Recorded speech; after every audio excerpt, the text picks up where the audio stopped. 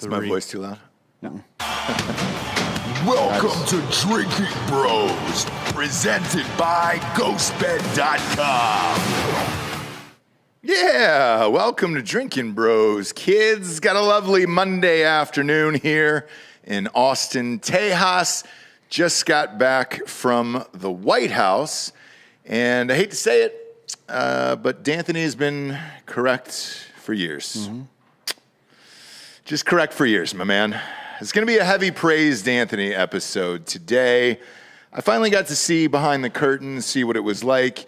First of all, it was an amazing experience. I was there with the Creative Coalition of Arts, and they give you a bill. It's HR 5581, and you go and fight for funding for the arts. I was there representing podcasting. There was 2 actors, some musicians, ballerinas, and then heads of like huge CEOs, like the CEO of Coca-Cola, and VP of Microsoft. Elon Musk, by the way, said that he's going to buy Coca-Cola and put cocaine back in it. It was the greatest tweet of all time, by the way. I'm into that. I thought it was fake because it was on somebody else's account, and I've been seeing those like fly around. He actually did tweet that. No, he did, yeah. It's fucking awesome. I mean, if he did that, I would forget about all that China stuff. Mm-hmm. To be honest, that's my price is regular legal use of cocaine. Yeah. Then I don't really care. I think Amber Heard is the one pushing him for that personally. Yeah. Maybe. That trial's still going on. Bob, do you have that video of the hotel room that I sent on Thursday or Friday? Yeah. Okay, we'll pull that up as well because that's how the weekend started off. A lot of people saw this on the news. They saw it on my Instagram, and they were like, this has got to be a joke. This can't be real. The second I showed up in Washington, I was at a hotel that was, you could throw a Frisbee to the Capitol from there, and I was about to walk in, and a car drove through the fucking lobby and exploded through the doors and everything. Bob, if you can play that video, we can pop it up right there. What are you doing? What are you doing, Bob? Where are you at, Yeah, what bro? the fuck? What happened? Dude, that was a very simple thing to do, and you made it. He fucked up. What happened? You fucked up, Bob. You fucked up on a Monday. Fucked up. Mondays. Press play, Bob. I had to check into my room, but a car drove through the lobby, so... Whoopsies. No. The valet's going to get fired for this. Do I still answer the phone when there's a car in the lobby? Dude, it was every bit of chaos. So I thought for sure it was a terrorist attack. And everybody else did as well. Because you just don't see a car drive through the fucking lobby like that. David Muir and all those fuckers were there. The FBI and all that shit came like immediately. And what hotel is it? It was called the Yotel, and it was right next to the Capitol. And with that, I can tell you what happened. It was an old person, and they had got their foot lodged between the reverse pedal and the brake. And they hit hard reverse and just went right through the fucking lobby. Well, good for them. Yeah. So that was nice. But everybody was there, and they thought the same thing. So they were like, hey, you got to go across the street for a couple hours. That's basically how Jack Donaghy ran over his mom, right? Was it really? Season 3, I think. That wasn't the first accidental murder he's committed, is what I'm saying. One of them was... It's a TV show. On the TV show, sure. Yeah, whatever. Sure. So that's how the trip started. I don't know that hotel. I don't either. It looked new inside, kind of trendy, like the standard. It felt like a Virgin flight where it was all lit up on the inside, like the pink and blue neon lighting and all that stuff. And it was fun. I enjoyed it, Yotel, and they follow me now on Instagram. So I enjoyed the hotel. It was fun. It was crazy that a car drove through, and it was even crazier how fast they were able to put a full wall up back together, which proves you really can build a wall to keep people out if you want to. Yeah, they built one really fast around the Capitol. Yeah. And this got done in record time as well. So that was on a Thursday. Thursday night, you get together and they give you these packets of the bill that you're there to ask money for, along with all the senators, congressmen, everybody you're going to meet with. And it'll give you a background on them, and then they kind of brief you on what to say, the talking points, what not to say. The good part about it was... Did they say, was it like the Masters where they had a list? Oh, yes, 100%. Like, don't say the N-word is probably on there. It wasn't on there. That was an unspoken Let's thing. go, Brandon's probably on there. That wasn't on there, but they definitely didn't want you to talk about parties because it was a nonpartisan bill. Funding for the arts is both sides equally, so there was no reason to... It's not. What do you mean? I mean that no matter how much funding gets passed in that bill, not one dime of it is going to go to any kind of conservative filmmaker. Ever. So, sort of. So if you look at it from my perspective, like we were there for podcasting, right? That is open to anybody and open to interpretation for whatever. Hollywood filmmaking, it wasn't for that. Like you're not funding Hollywood or anything. You're funding school systems. So public schools, colleges, that are all public schools and everything like that. So it didn't really have anything to do with Hollywood. We were kind of the example of what would happen if you did get funding and what you would be missing. And then you kind of share your experiences going backwards, right? So that was nice. I didn't have to hear about Trump or Biden or, you were there just kind of fighting for a bill that it didn't really matter which side you were meeting with. One of the biggest takeaways from it was how spread out everything was. You've said this for years on this show, and you're completely correct, that government is too big. It's too big to actually get anything done. And seeing behind the curtain of it and meeting with all these people, you're 100% right. Each and every one of these people had about 5 to 7 staffers apiece, Congress and Senate, and then half of them weren't there, which didn't make any fucking sense to me. If that's your job and that's what we're paying you to do, and it was on both sides, Republican and Democrat. If that is your job, why isn't there in attendance? Well, for Congress, it's easy. You spend at least 4 months out of your year fundraising for your next election. Is that what it is for real? Yeah, they run for office every 2 years. So a typical presidential cycle is you get inaugurated, you get your feet under you, and you've got about 18 months to govern before you have to start running for re-election. Now reduce that 4 years down to 2. And you see how very little time these people in Congress spend doing any actual work. Got it. That makes total sense. Because you're right, we're coming up on November. You're in midterms and all that other shit, and everybody's got to fight for this funding for the fall. I was surprised with the Correspondence Dinner, which I skipped on Saturday. Not too big of a Trevor Noah fan to sit there through that, but I was surprised that most of them weren't there on a Friday, which is it seemed weird to me. Well, the House works about 170 to 190 days a year. The Senate works about the same. The average person, now, is that mandatory? It's whenever Congress is in session or the House or Senate's in session, and but not mandatory, no. I mean, you could technically be removed from committee assignments and stuff, but I don't think there's any mandatory attendance. For comparison's sake, the average American, if you work 5 days a week and get the average, which is 2 weeks off a year, that's 250 days. Okay. Instead of 170 to 190. Well, that should be your first change. Like, it should be mandatory to be there. You should have sick days just like any other company. Well, and I mean, maybe, yeah. But you're talking about putting a Band-Aid on a fucking bullet wound at this point. I think just dissolving the entire government entirely is probably the best solution. Yeah, because, as you kept going throughout the day, a lot of these people I met with were super old. That thing you always say, how there should be an age limit, 100% should be in effect for all of it. President, Congress, Senate, Supreme Court. Because a lot of people, after meeting with them, because you don't really get to see some of these people from other states. And then once you see them, you're like, man, you were forever years old. Privately behind the scenes, there was some concern for Dianne Feinstein. And they said she's 88 years old. Yeah, she's... can you fact check that, Bob? She's leaving, I believe. I believe she's going to retire. Okay, because, I mean, she is 88 years old. She's 88, okay. Wow, there clock's in at 5'10". Really? Yeah. Wow, that is a lot taller than I would imagine. She's not 5'10". Well, she shrank probably. I've met her. years, She's but- not 5'10". I'll fucking dunk on that bitch right now. Maybe Bring she her was over here. Drag that old bitch in here, and I will fucking dunk on her right in front of all your faces right now. I don't care about her politics. Bring some other bitch in here. I'll dunk on them too. Oh, so there was people talking, Democrats behind the scenes saying, dude, we need to get her out of here, some other people out of here. Another big takeaway was there was a heavy sense of dread over pretty much every Democrat that I met with. Oh, yeah, And they're fucked. All of them conceded that, by the way. They're not. It isn't just like a normal political cycle where things have not gone well for their party. Like they haven't been able to pass any of their major legislation except for the one infrastructure bill. And right after it, inflation soared.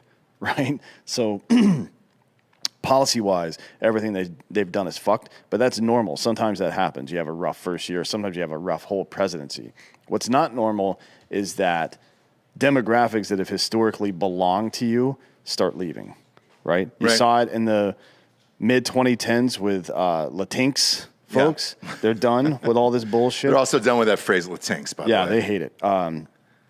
Now we're seeing it with, like, the polling numbers the Democrats have with young people are usually what you'll see is a big swath of the younger community trend farther to the left than what the establishment Democrats have done. The establishment Democrats have trended super far to the left, but not done any of the stuff that they said they were going to do. So instead of that, there's nowhere left of that to go for these young kids. So they're starting to move back towards center right stuff now, which is really interesting. I don't know if we've seen this since the young Reagan Republicans, like all the kids that were in school. Like if you watched PCU, David Spade and all of his friends, right? Basically, it's those folks. So it's weird. Like if you look at the recent Marist polling and some of the other polling data, it shows that younger demographic is not like hardcore lefties anymore. Like they're getting pissed off. The one thing that the Biden administration had to give them and hasn't yet, and every now and again we'll say it's student loan forgiveness, right? Every now and again, they'll say, we're working on a plan for this. And then 2 days later, Nancy Pelosi's like, well, he doesn't actually have the authority to do any of that. Like, oh, you shouldn't have said that, right? What the fuck? Like, that was the one thing they had for these people. Everything else is fucked. But hey, if I can get my student loans taken care of, they'll set it out to the next president. That'll be fine, right? Now they've lost even that one bargaining chip they had, and it's over. Yeah. Like I don't know if there's ever been as humiliating a defeat as the Democratic Party has coming in November. We'll see, but I will say this. So all of them conceded to it, and they said, yes, it is going to be a bloodbath, and there's nothing we can do. And, some of them I got to chat with, and I said, all right, well, if you know this, what was the problem then? Or what has been the problem with the Biden administration so far? And by the way, I was very polite and respectful in all these conversations, as was everybody else. But if you have the opportunity, I'm going to ask the fucking questions. So the common theme that they said to me was Biden has overpromised and underdelivered. And I don't think that's true. And I'll tell you why. They had the House. They had the fucking Senate. If they had all worked together, then they could have gotten things done. Like the Build Back Better plan and all that other shit could have been done. Now, whether it was the correct thing to do, who knows? And you wouldn't have known for years anyways. But you can't say that he overpromised and underdelivered. I think you just have a fractured party. And I got to see that there as well, where you saw the progressives kind of hanging out together versus your moderate Democrats. The party is fractured, and you had all three. You had the presidency, you had the House, and you had the Senate. If you can't pass shit, that is on you as a party, not so much on Biden at that point. Yeah. He's trying to get past what he wants to get past, and he just simply could not do it because of how fractured your own party is. Now, the Republican Party is united, but they also didn't really have a candidate for 2024. And I asked most of them, I said, hey, who do you want to run? Who are you hoping to run? A lot of them privately said Trump. And then some others were DeSantis in there, but I didn't hear any variation on those two. And they didn't really have a game plan if those two didn't work out. So I don't know who that is going to be on their side. what everybody knows is there is going to be a big shift in November, and then who's going to come out of that and why?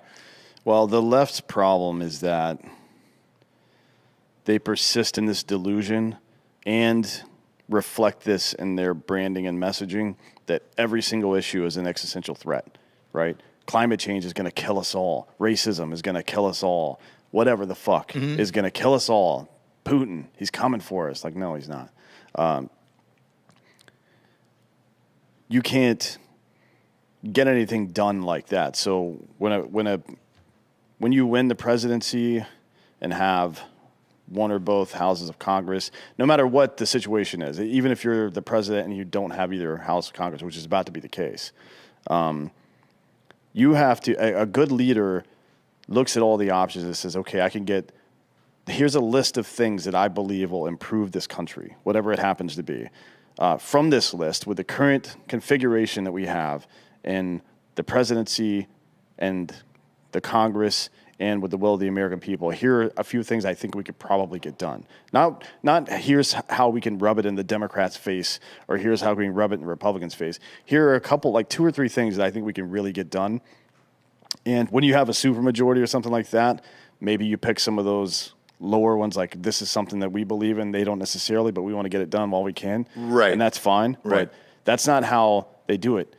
Every single administration, except for Trump's, over the past 40 fucking years has not done, well, I guess part of Reagan's administration, but most of these administrations have not done that. What they've done is focus on one wedge issue and fight, even though they know they can't win. For example, repealing the Affordable Care Act.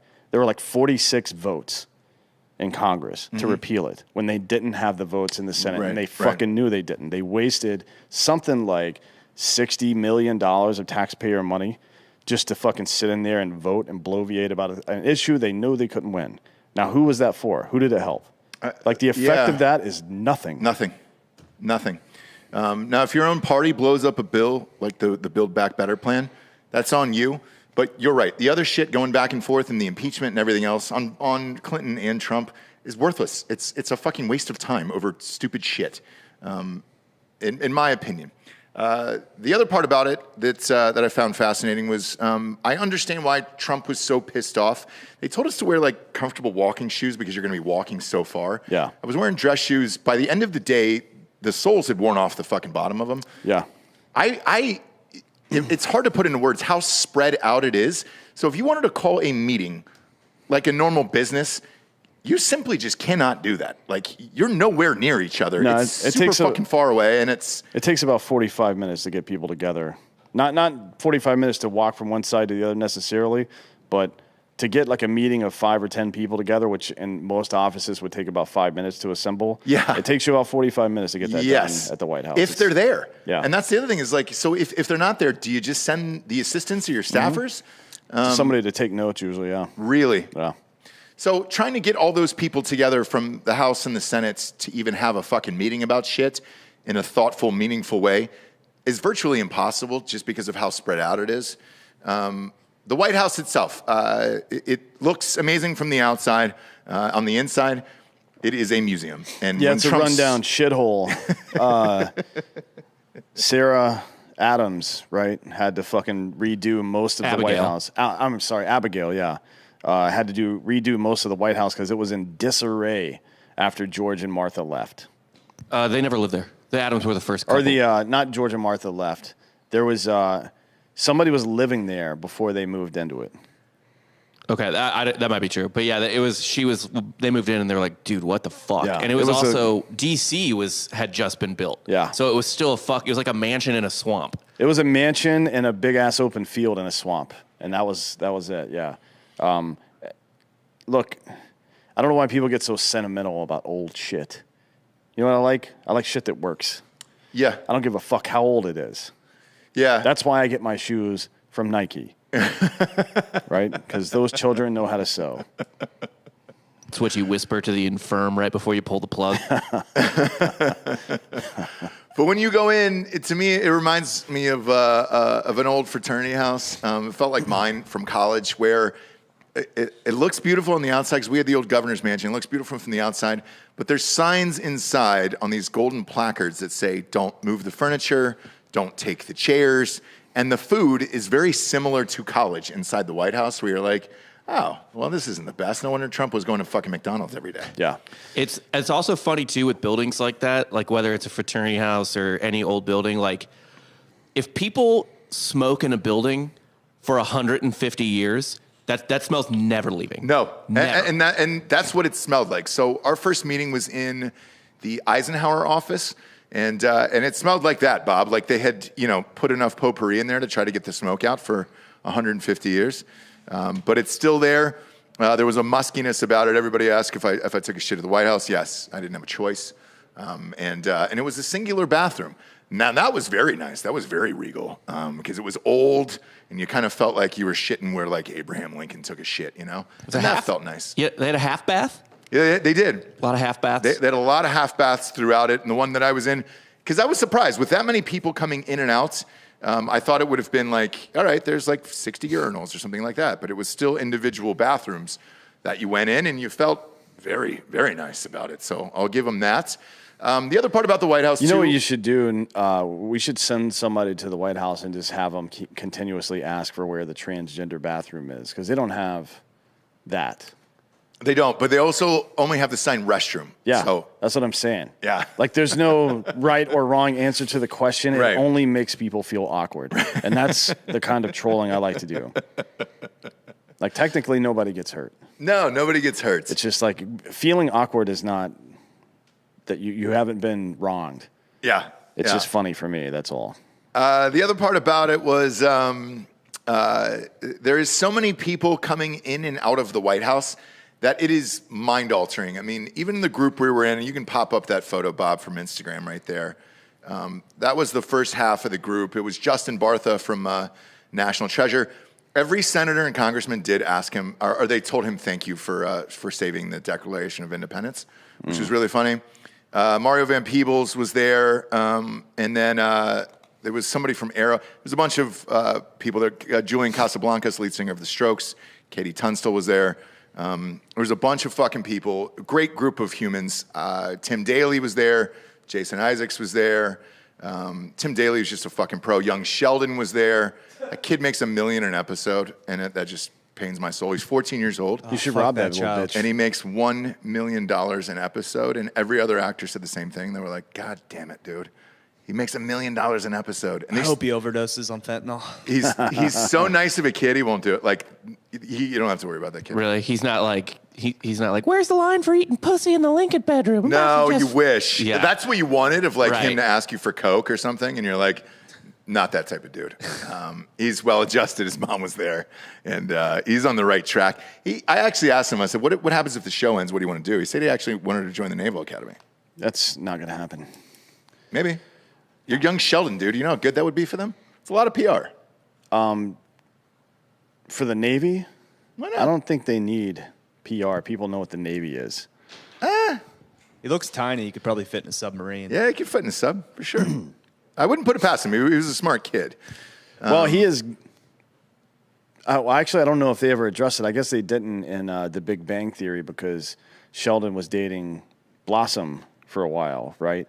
But in real life, that dude's gay, isn't he? Jim Parsons, yes. Yeah. in real So life. is the kid gay too? No, I he's mean, not. He seems straight. How do you know seems plot strange. points to Big Big Bang Theory. That's impressive. Plot points? Yeah, are you a big fan of Big Bang No, Theory? that's the only reason. I've never actually watched an episode of it. I've only watched some fucking sociopath somewhere removed all the laugh tracks from them and put them on YouTube. And it's man, I saw that video. It is the cringiest shit I've ever seen. Like, if you seen that. if you need somebody to tell you when to laugh, then you've not been made to laugh. You understand what I'm saying there? Like, that's oh god, that sucks so It feels bad. weird without it, though. It is the worst. Yeah, because you don't know what the jokes are. There are no jokes. Yeah. It's just like when you're in a group of people and everybody's laughing, you're like, yeah, but you have no idea what the fucking joke was. That's what the Big Bang Theory is. It's the worst show I've ever seen in my fucking life. Well, it's over now. And they made a lot of money too. And I like all the people that were in it. Yeah, they're all very I talented. like all those people. So I'm glad they made their money, but that show sucks. Yeah. It's not for me, but it was certainly for a lot of people. Yeah, well. And young Sheldon is the highest rated sitcom on television, so congratulations. The 14-year-old is making $1 million an episode and just absolutely housing all of us, which we all got a nice chuckle out of. But a lot of people were asking me, like, hey, why didn't I make fucking crazy faces or steal a podium or something like that? When you're there, it goes back to the Will Smith thing. You have to realize this is like a special moment for everybody else too. So by me being a jackass doesn't help me, nor is it cool for them. So I wasn't going to do it. And yeah, that's stupid. You're respectful of the office when you're there and everything else. And I sincerely enjoyed it because seeing behind the scenes of how all of this works is fascinating. And you realize what Dan always says is that our country's probably fucked because none of this shit will pass. You definitely need age limits. Oh, yeah, that girl from Arrow. So everybody pop that photo up right there. From Arrow? Arrow. I don't watch it on CW, but everybody else does. I used to watch it. Which woman? Pop it up, Bob. Instagram. The blonde chick that plays his assistant or whatever? To the left, yeah, right there. She's got a huge following. I don't know who that is. She looks different in the show, I would imagine. Katie something, but she's got like 2.5 million followers. People were waiting outside of restaurants to take photos of her. Super creepy, but well, that show is really that's Katie Tunstall on the right. That show is right really popular. Stephen Amell he's really good at that kind. Like he could be on every CW show for the rest of their existence. And I'm sure he will be. Isn't your co-star one of your co-stars in that? Willa Holland? Isn't she an Arrow? Yes, she is. But I think I watched the pilot, and that was about it. A very long time ago. I think they're on like season 5 or 6. At least I would say they may be further along than that. Let's see. She was fantastic. I think her and her husband are actually moving to Austin. We'll get her on the show. Couldn't have been a nicer person. Everybody there that I was with was fucking rad, dude. Justin Bartha is low-key hilarious. And Julian Casablancas from The Strokes gives zero fucks about anything. And Arrow, they've done 170 episodes. Holy shit. I think it's been on for a decade. Yeah. There's 8 seasons, so maybe it ended. No, I think it's still going on. Yeah, so the last episode was January of 2020, but that could be because of COVID. Of the pandemic, yeah. Yeah, there's the Orville, the show, the live action show that Seth MacFarlane did. Their new season 3 starts June 2nd, I think. That show is fucking. It's like Family Guy and Star Trek. Yes. So if you Seth like MacFarlane, those things, you should definitely watch it. It's fucking hilarious. Yeah, it's good. It's anyways, a good show, but everybody was all super fucking cool. Like, there's the shot of, so there was the one photo I took because it was just me by myself, and that was with Biden and Kamala on the wall. You can pop that up, Bob. That was the one I allowed myself to be like, all right, cool, man, but this is just for me. Nobody else was in there, and I took the fucking photo by myself. So who cares? The history and all that other stuff was fun, and just seeing it and being a part of it, and then realizing, like you said, government is broken, and the fact that Julian Casablancas said it too. He goes, man, the fact that you even have to ask for money for the arts for kids and shit like that, it's crazy, anyways. And he was just like, it feels weird being here arguing or something that you shouldn't have to be.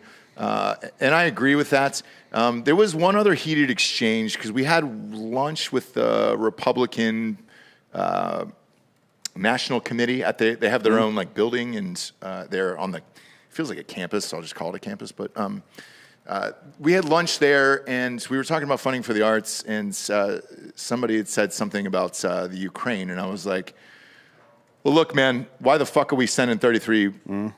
Because they had just asked that day that we were there to send an additional 33 billion or million over to Ukraine. And I was like, why? Why are we sending any money to Ukraine? And nobody had a real, they're like, oh, but it's, what's going on there is a travesty. No, it's not. What's going on here is a travesty. Yeah. And we should be funding our own programs and not other countries' wars. Like, that's not our fucking job. No, it's not. Well, I mean, I'm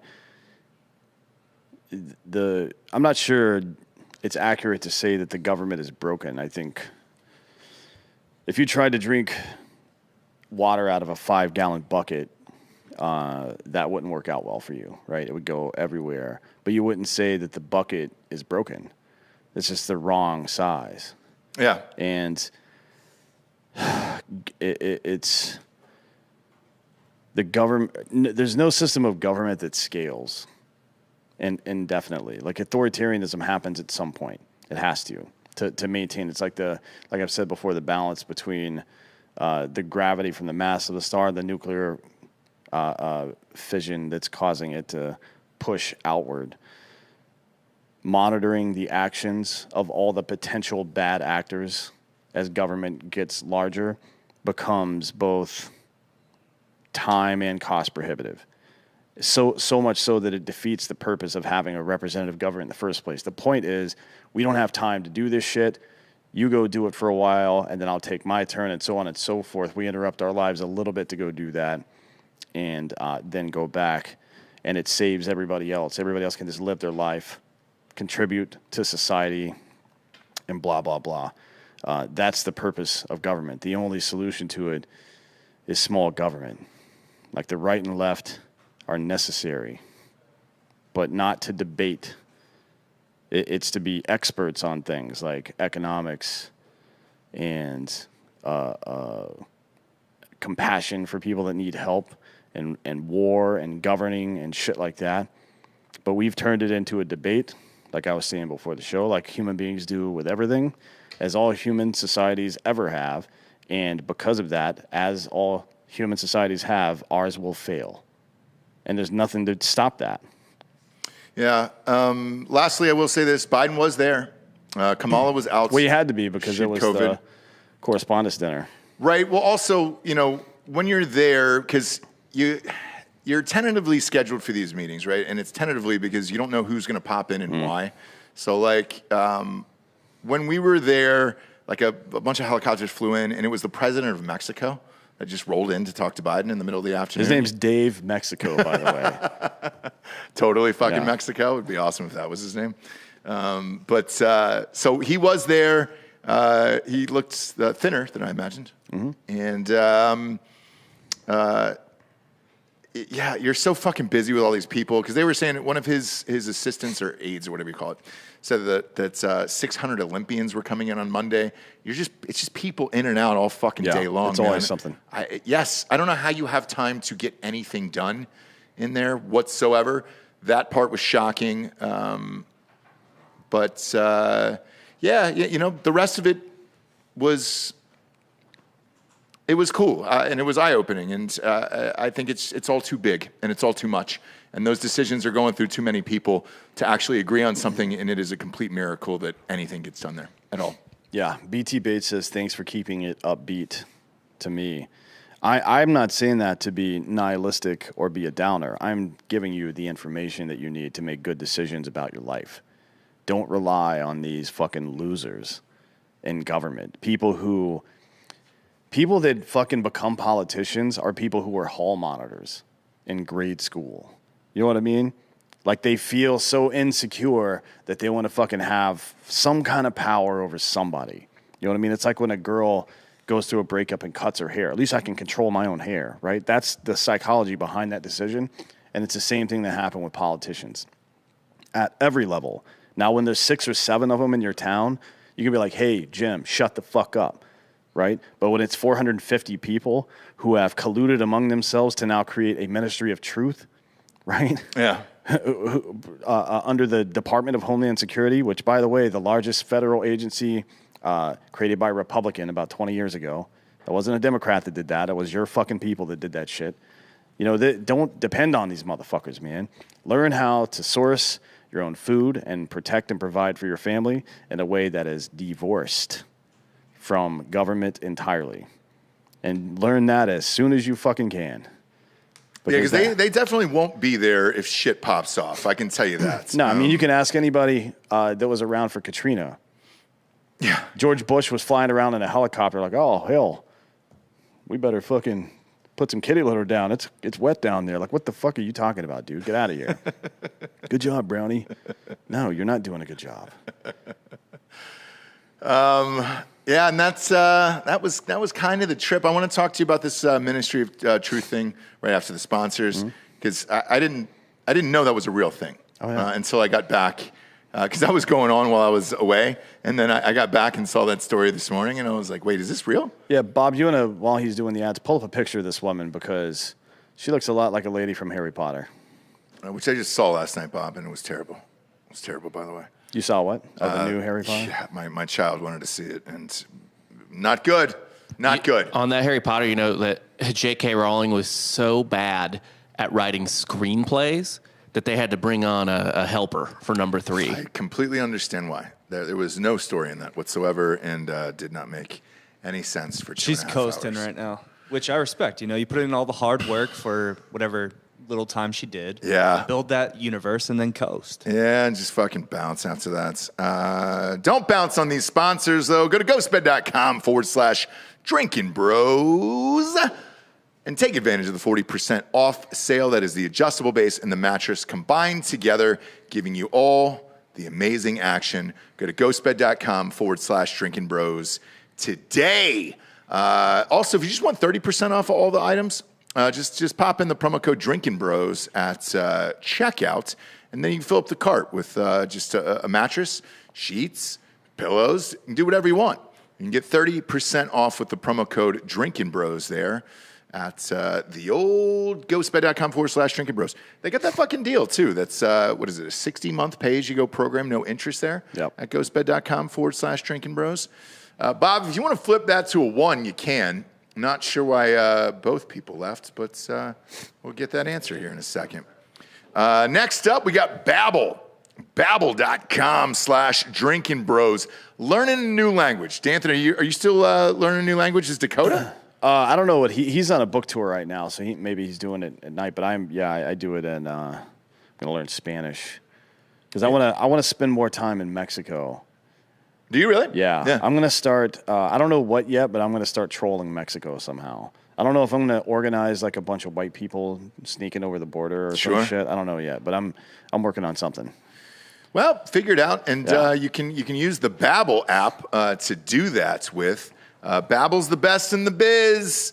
For most of us, learning as a second language, high school or college wasn't exactly a high point in our academic careers, and look, this is something that if you don't use the language, you lose it. I know I say that on RPR all the time, and it's totally true.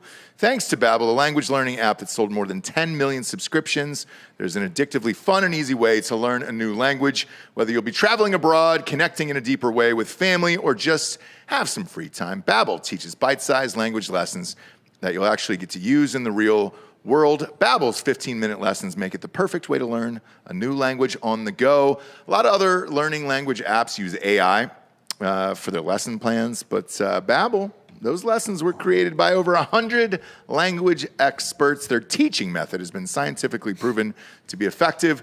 With Babbel, you can choose from 14 different languages, including Spanish, French, Italian, and German. Plus, Babbel's speech recognition technology helps you improve your pronunciation and accent. There's so many ways to learn from Babbel. In addition to the lessons, you can also access podcasts, games, videos, stories, and even live classes. It comes with a 20-day money-back guarantee. Start your new language learning journey today with Babbel. Right now, save up to 60% off your subscription when you go to babbel.com/Drinkin Bros. That is BABBEL.com/Drinkin Bros for up to 60% off your subscription. Babbel, a language for life. Next up, D'Anthony, we got Raycon. Man, the only thing, so I love these Raycon headphones so much. I tried to order a pair before I left for DC. They're sold out of these. The ones on my desk right now. Yeah. Everybody has these goddamn things. I like them. Sold out of them. I use it for my home kit.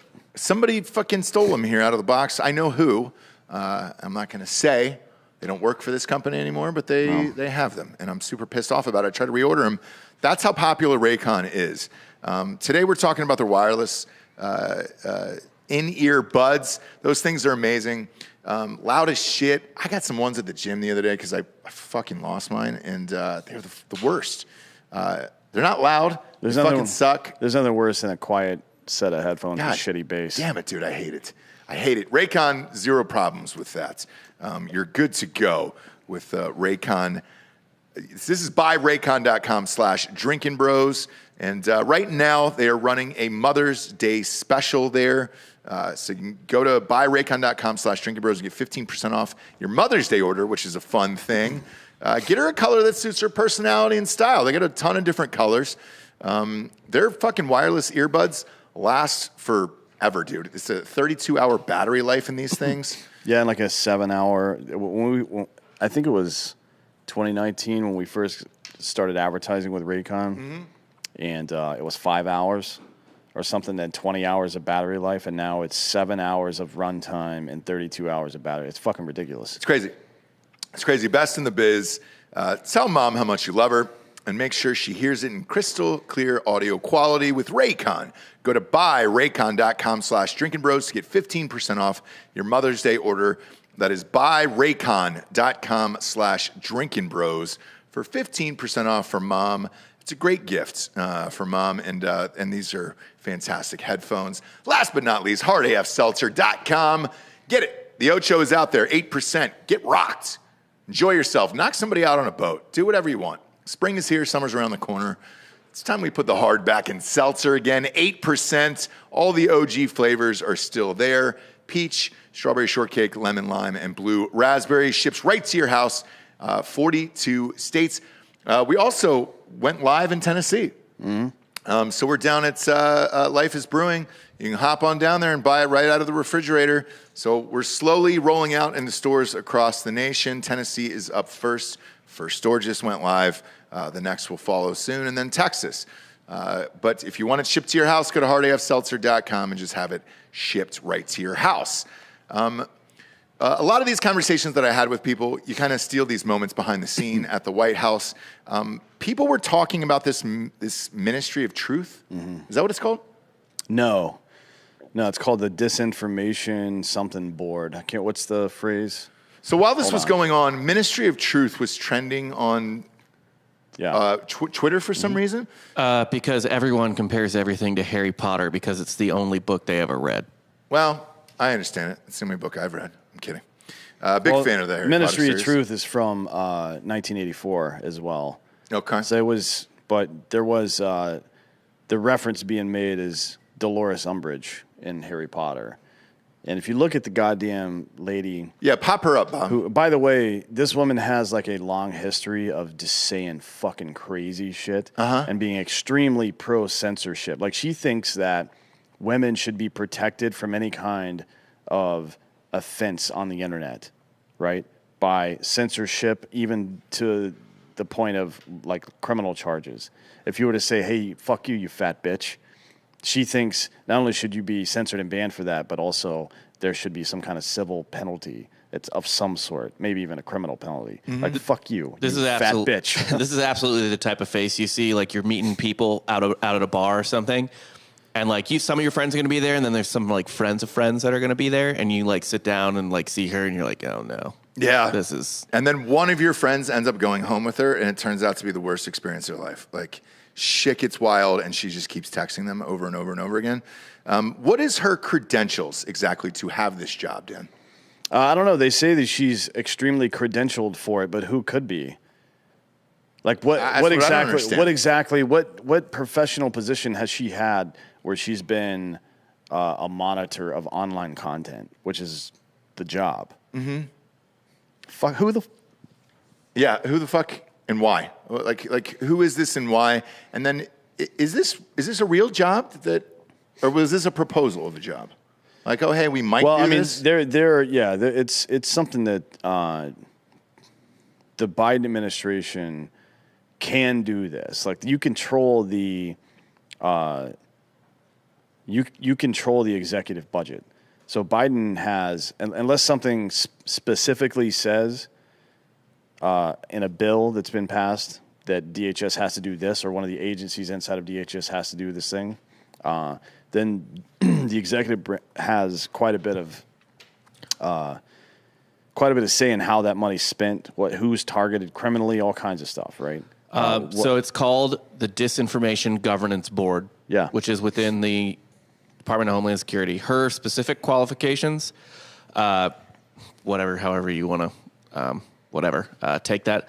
Let's see here. She has served as a disinformation fellow at the Woodrow Wilson Center, supervisor of the Russia and Belarus programs at the National Democratic Institute. She attended Bryn Mawr, double majoring in Russian and poli-sci, and she's authored two. Yeah, she's authored 2 books. Bryn Mawr is like third wave feminist capital of the United States. Yeah. She's written 2 books: How to Lose the Information War and How to Be a Woman Online. So I guess in theory, she is very qualified to be somebody who's in charge of censoring you on behalf of the government, because that's how she's made her career as of late. And of course, DHS Secretary Mayorkas, who is a fucking absolute cunt, a bald little bitch with no balls. Like, it's just smooth down there, and you can tell. Here's what he said. In an effort to dispel the misinformation about his fucking little project here, he says, it works to ensure that the way in which we address threats, the connectivity between threats and acts of violence are addressed without infringing on free speech, protecting civil rights and civil liberties, and the right of privacy. How? How? Yeah. How is any of that true? Yeah. Like there's a disinformation governance board, right?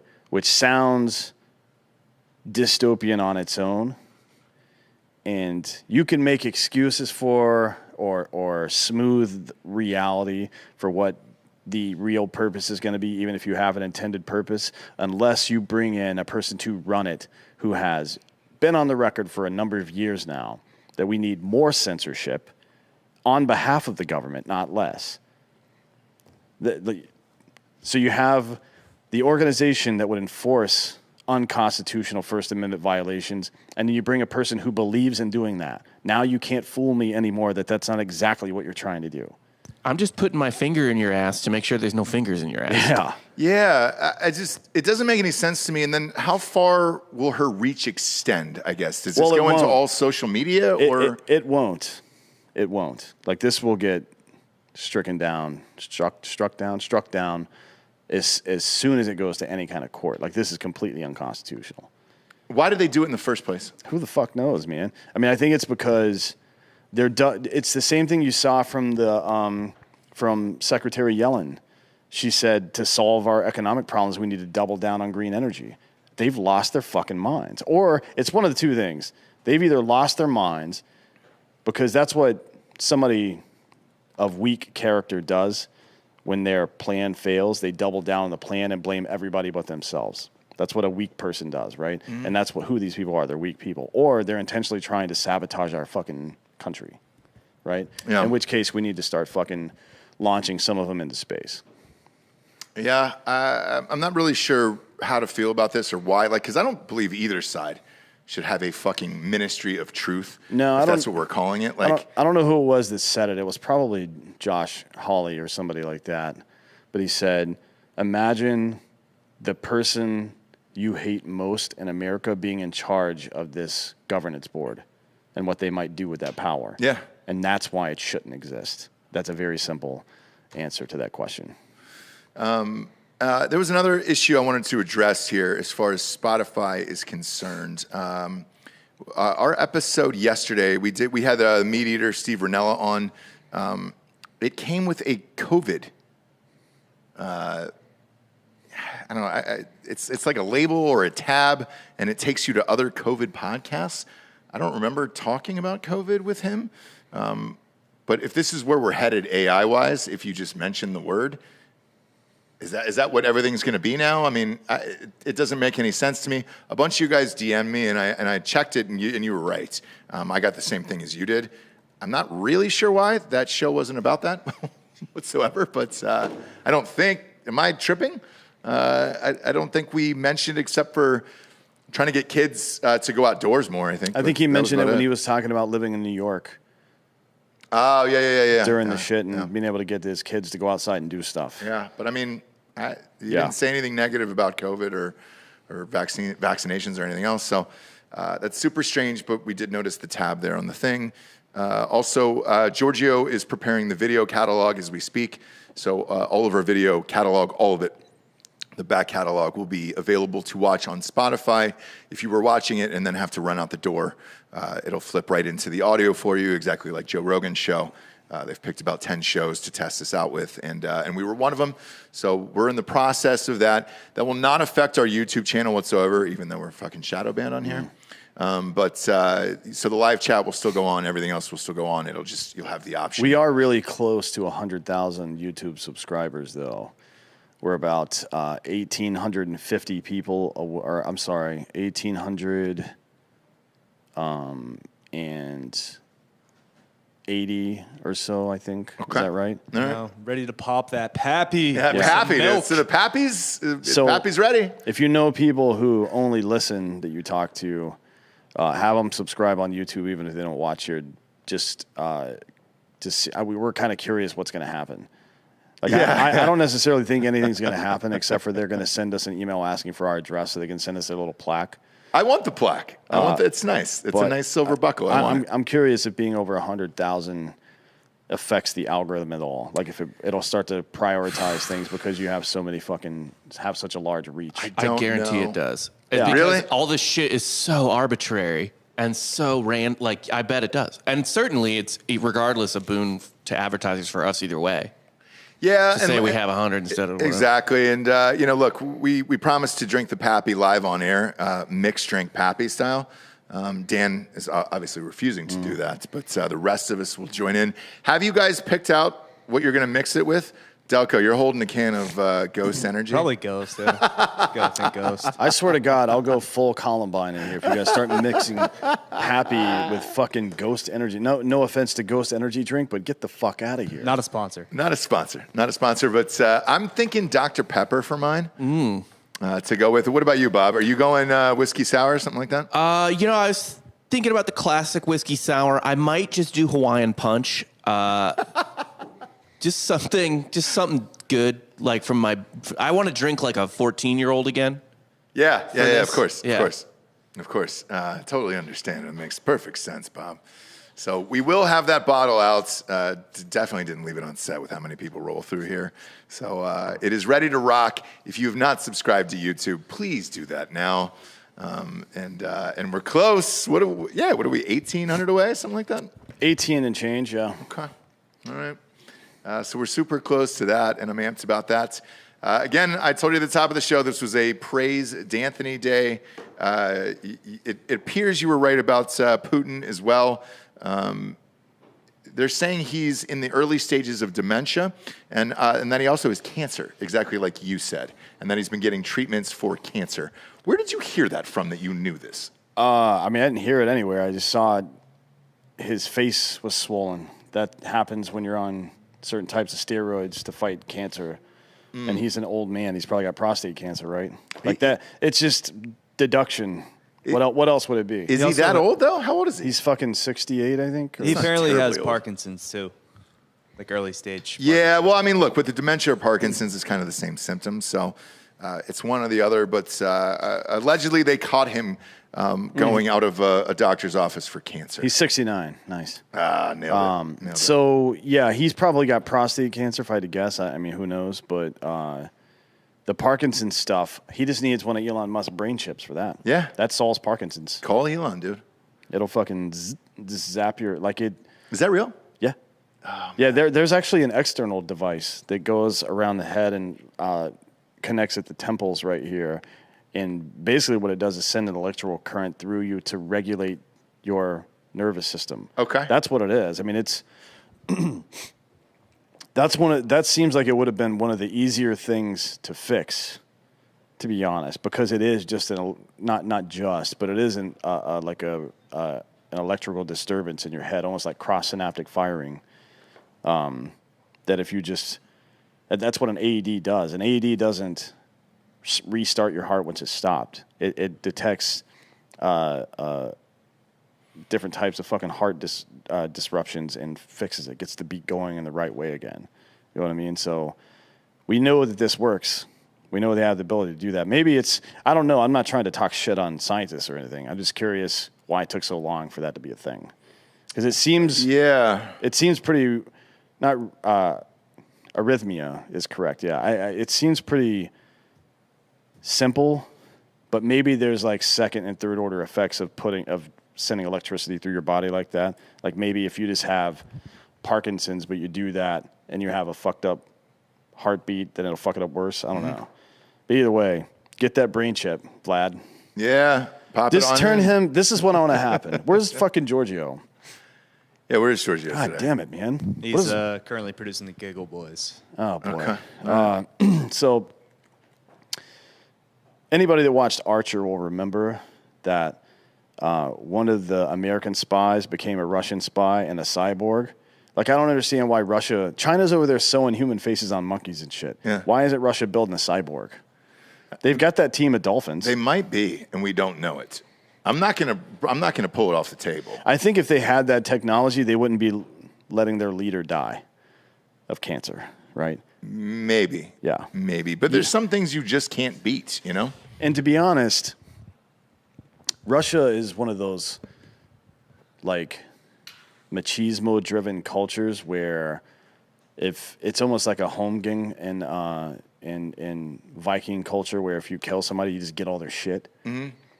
So don't be surprised if one or more of the people involved at the upper levels of the Russian government don't, like, I don't know, go full Kramer and throw a junior mint inside of his chest cavity while he's getting heart surgery or something. You know what I mean?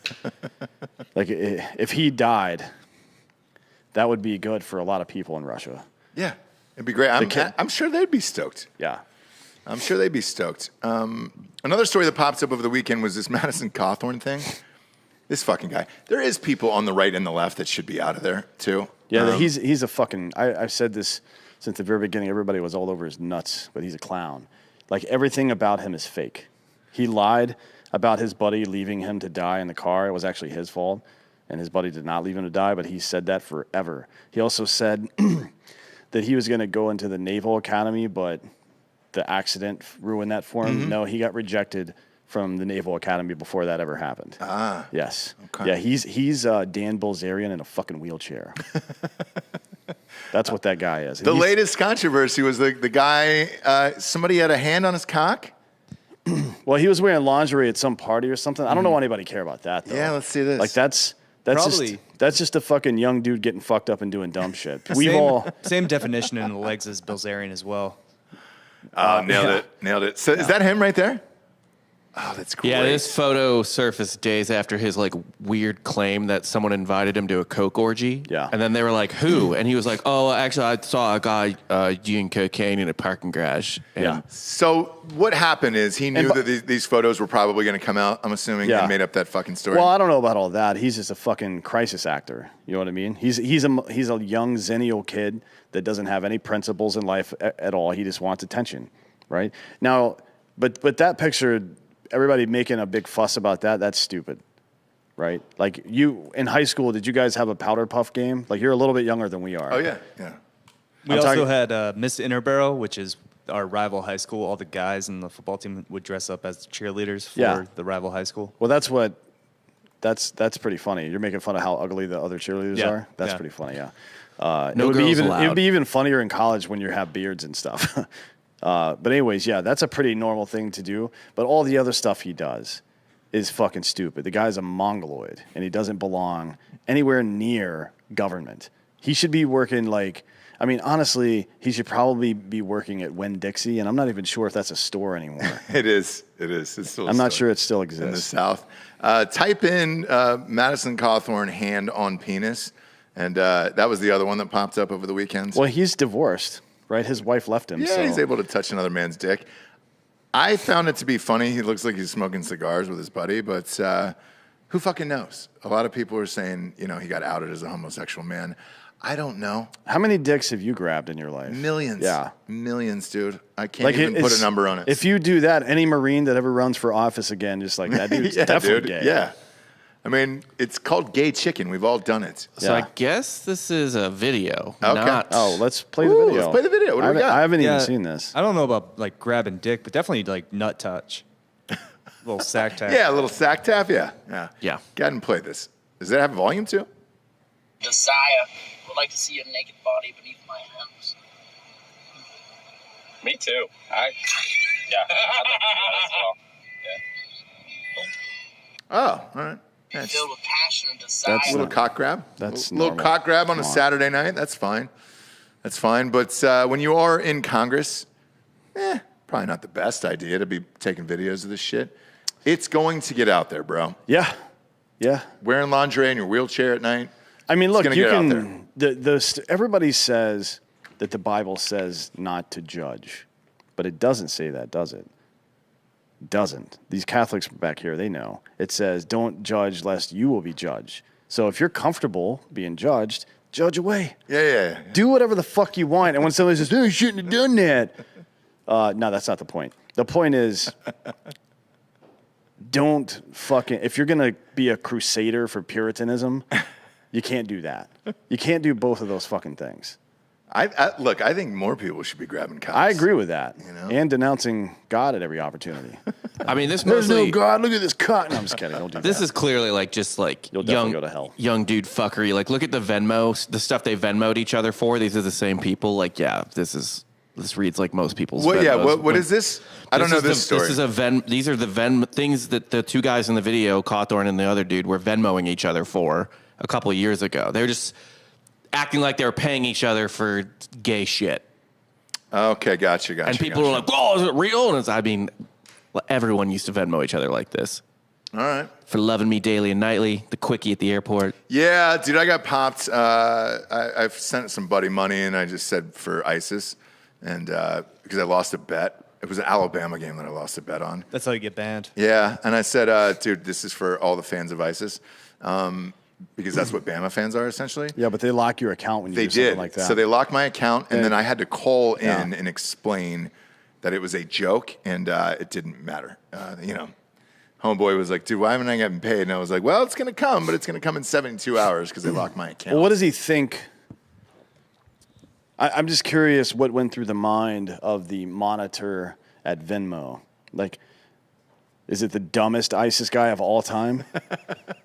Or it's just like randomly it's like when Michael Scott declared bankruptcy by just yelling the word, "I declare bankruptcy." Yeah. That is how several ISIS members joined ISIS, really. Was it really? In like terms of mass shootings or whatever, it's just like, I am ISIS. Yeah. Or all the girls that went over that were American and were Yeah, just the like, "Oh, we're fucking part of war ISIS brides, now." ISIS Right. brides, yeah. There was one, either ISIS or Al-Qaeda dude, I can't remember, it was a couple years ago, who was tweeting and forgot to turn his locations off. Mm-hmm. So he was tweeting like, death to America shit or whatever, and it was like showing exactly where he was. There's this weird like British indie about 4 dudes. I think it's called 4 Lions, where it's just 4 dudes that join like ISIS. Man, I don't really get who was the other one too? That's he threatened somebody and then they found his location. They exposed who he was, like fucking immediately online.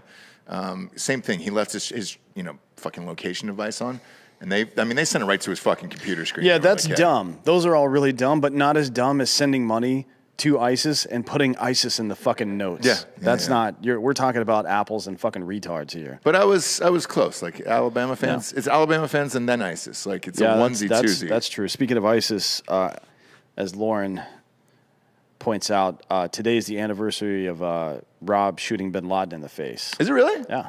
Oh fuck, dude. Every May 2nd since Congratulations. 2011. 11 years isn't really, you don't get like diamonds or anything for that. No, you don't. You don't. But I will, I guess, burn an ISIS flag or something. I don't know. I don't even see that trending on Twitter at all. Oh, nobody cares about that. This is an interesting one. I just Googled it. The 11th anniversary, steel. Steel. Yeah. Well, I mean, all right. the fucking 5.56 rounds that went through his face were steel core rounds. So There you go. Yeah, that's amazing. It's a steal for 11, huh? No shit. No shit. By the way, that baby's due any day of mine. I'm trying to talk Jesse into having a Cinco de Mayo baby for the content. Good luck. Yeah, it's not going so well. It's not going so well. It'll be really funny if it actually just happens that way. I hope so. Because the other ones were on the days that we wanted. Like one is 4/4/14. The other one is 8/18. 18. This would be a great. Just to have a Cinco baby. Then she could finally have her Mexican redemption would be great. But that's up to you, Jesse. We're doing all the things, the spicy food and all that shit. I told her just to get induced and just have it on the 5th, and she was not stoked that I said that. So. Well, that's just hippie nonsense. Because what I've heard is you can just take a bunch of pills, and it's, you kind of just forget about it, and the baby comes out, and you don't really have to worry about anything. I don't know if that's true or not, but that's what you should do. I was told. You should take a bunch of pills, and then the baby will come out, and you won't have to worry. That would be my expected level of involvement from you in the pregnancy. It'd be great, wouldn't it be? Oh, shit, dude. Just show up and peek in. Like, she's screaming like, I'm going to get out. Let me know when you're done with this bullshit. Let me get the fuck out of here. Gotta get out of here. But Cinco would be great because it's Thursday. I said, look, we could kind of schedule it for after fake news. Yeah, then you got the long weekend. Yeah, long weekend for the baby, and then, back at it on Monday for work. Again, she was not stoked about any of that. Can't imagine why. But, I really try to plan babies out around the work schedule so it doesn't really interfere with work. But we'll see what happens. I'm going to give it my best this week. They tell you sex and then really spicy food. And that's what does it. So put a jalapeno over your dick. I think that's what I'm going to do. Yeah, and then... Yeah.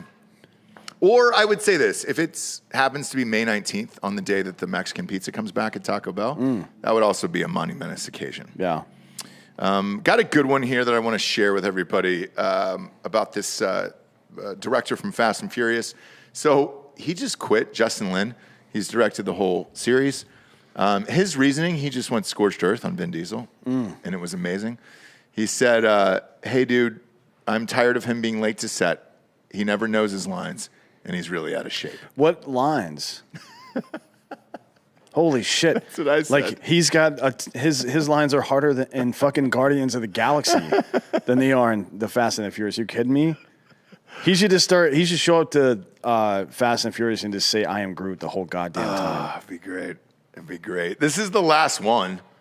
So it's that like, they said that 4 ones ago. No, It'll this is definitely one. the last one. They're all signed off on it. But is The Rock in this one?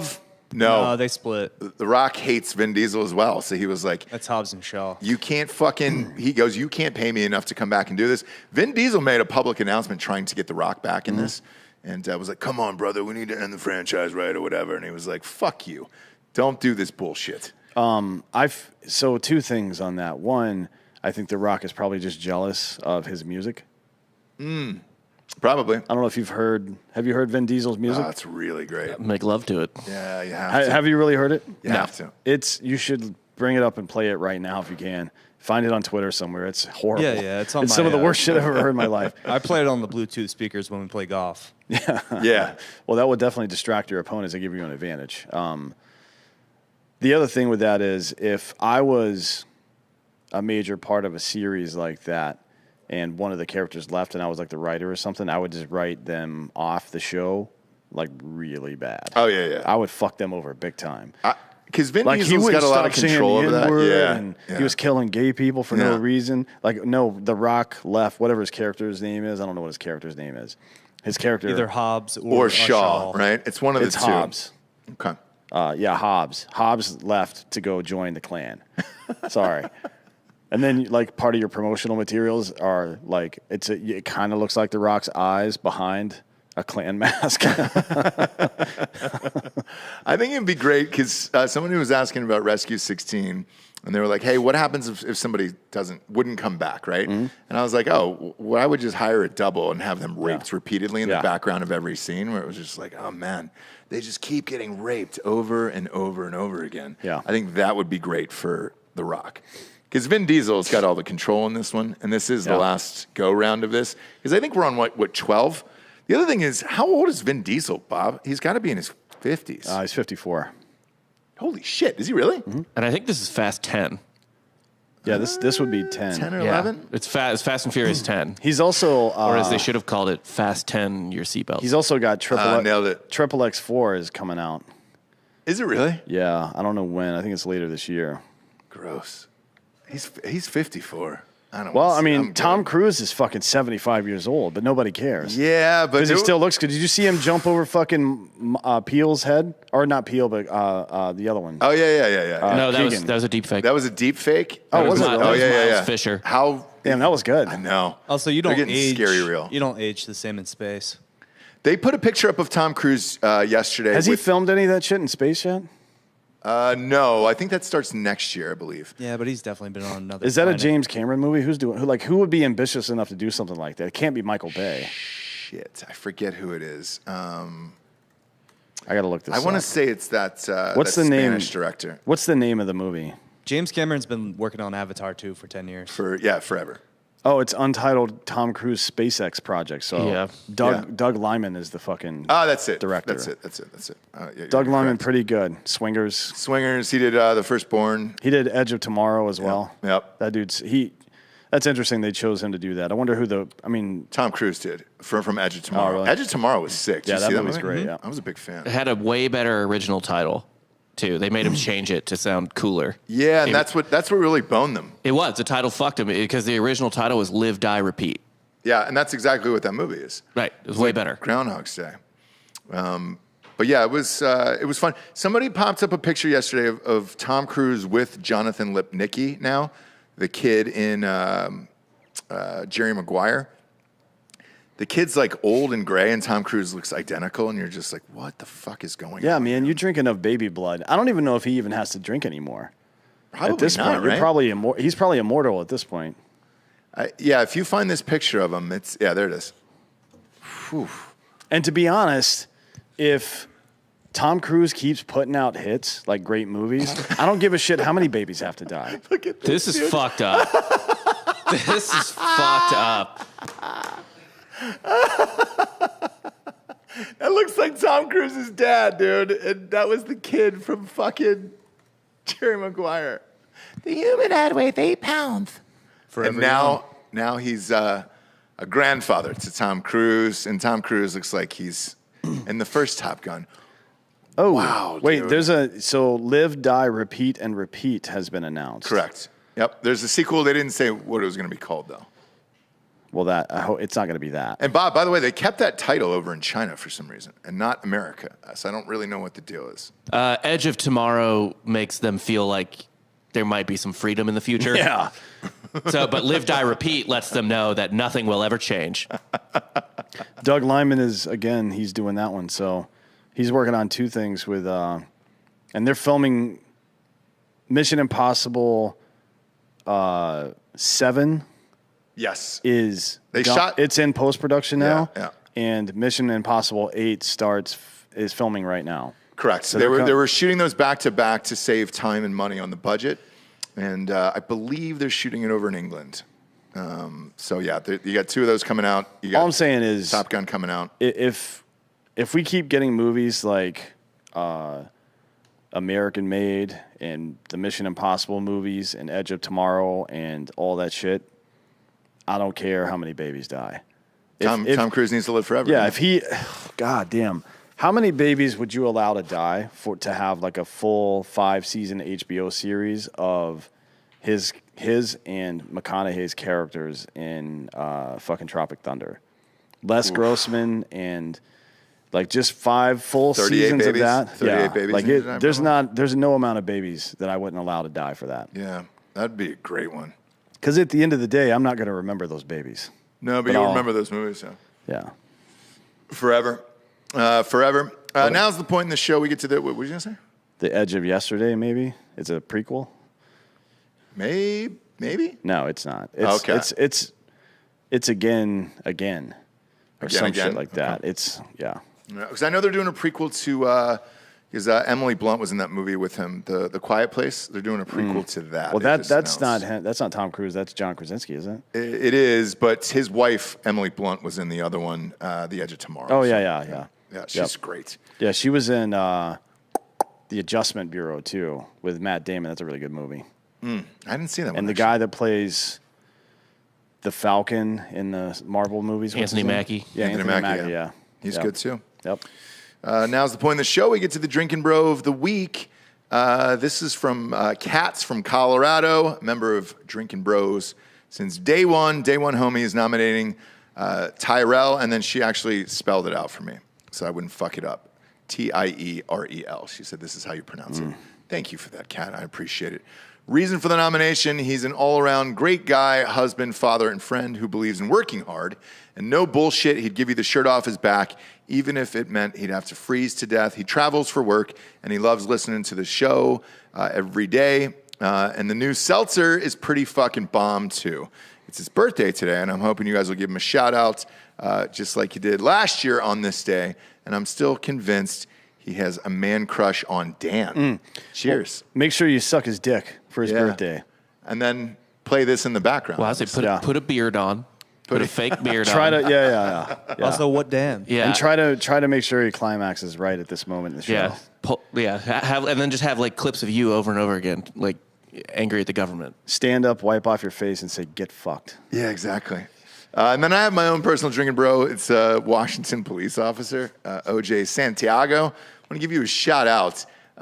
Fucking Uber drivers, dude, are getting worse and worse and worse. He took me to the wrong airport. There's 2 airports in D.C. Doesn't really make sense why. DCA and Reagan? Yeah, it's D.C. and Reagan. And so this guy took me to the wrong, Dulles and Reagan. And homeboy took me to the wrong fucking airport, and I could see the Ronald Reagan sign coming up, and I was like, hey, dude, this is supposed to be Dulles. And he's like, no, it's not, blah, blah, blah. He starts screaming at me, and he goes, I'll call 911. I was like, call them motherfuckers, dude. So they showed up. Why was he he called 911? Why? I don't know why. I guess he thought I was going to kill him, which is probably pretty reasonable. And I wanted to at 5 a.m. But the cops showed up, and they were like, oh, hey, what's up, dude? We'll take you to the fucking airport. And I was like, right on. Thank you very much. But these fucking Uber drivers, dude, are getting real lippy these days. They said that they're not getting tips either. Why would you get tipped? So at the end of did you watch Super Pumped? No. That was a huge source of contention. It was a scripted series about the invention of Uber, and the guy who invented Uber did not want to give tips to the drivers. Now every ride you take at the end, it tells you to tip the driver. How much would you want to tip the driver? One of the drivers that I had, I actually asked him, I go, hey, does this money go to you personally? And he goes, no, people think it does, and it doesn't go to us. What, the tip money? Yeah. Yeah, I mean, even if it did, fuck that. That was the whole point of Uber, was that you got one price, they were going to take you there, and that was it.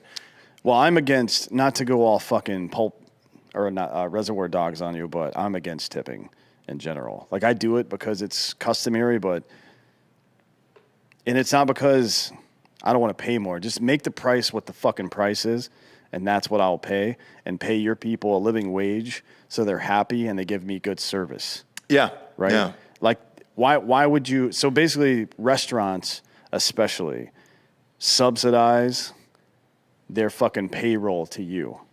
That's what they're doing.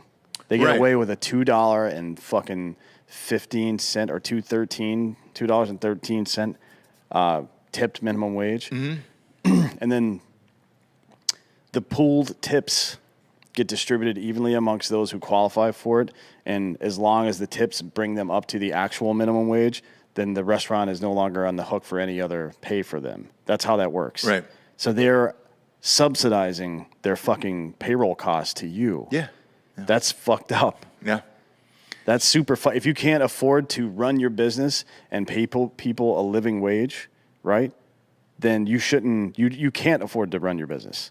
Is the point there? No, and the other part of this is with Uber in particular, it's getting crazy expensive, and they're saying, oh, it's gas, right? But I mean, fuck, I've probably dropped $400 in Uber last week.